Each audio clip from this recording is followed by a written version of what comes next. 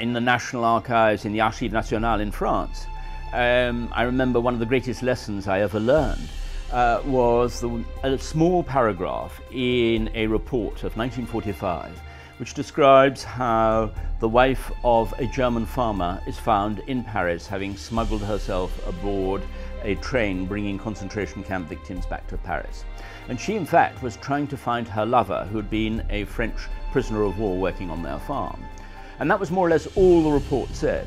But in there was, in one paragraph of an official report, was a whole novel by Marguerite Duras or some other writer on what had happened, what was likely to happen had the French lover given her his right name, his address or anything like that, had he returned home to find that his wife had had a child by a German soldier.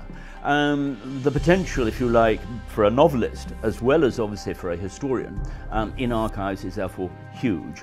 All of human life is there.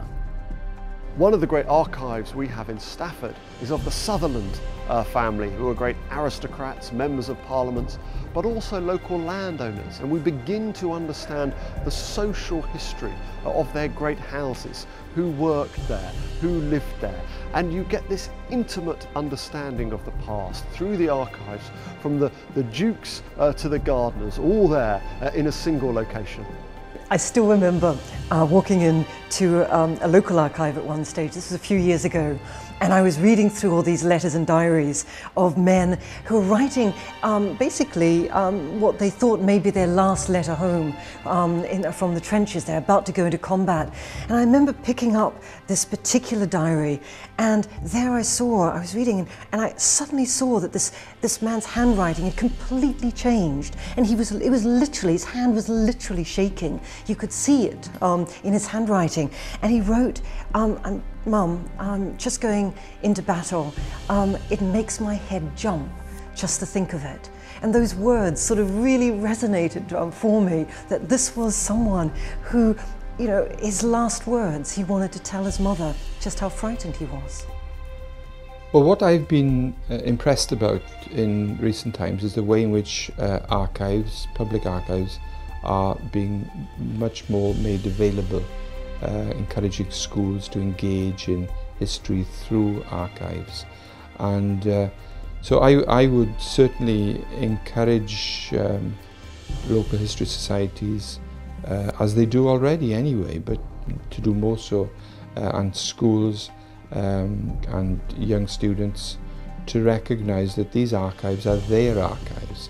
They're there to be used, and there's been a phenomenal growth in the use of archives, and it's to be something that we should celebrate, recognise and safeguard really for the future. As Eric Hobsbawm said, you know, archives must go on forever. Historians come and go. The wonderful thing about archives, these collections of old scattered documents, these nuggets of information from the past that have been squirreled away, sometimes for quite random reasons, is that there will be nobody, absolutely nobody, who will not find that there is something interesting about themselves and their family. And if you just start with the census record, since we all have 2 parents, 4 grandparents, 8 great-grandparents, somewhere amongst the scattered relics and remains of their lives, anything right down to a bus ticket, you will find something which allows the inquirer, the curious person in the archive, to reconstruct something not just of interest to themselves, but guess what, of interest to everybody else.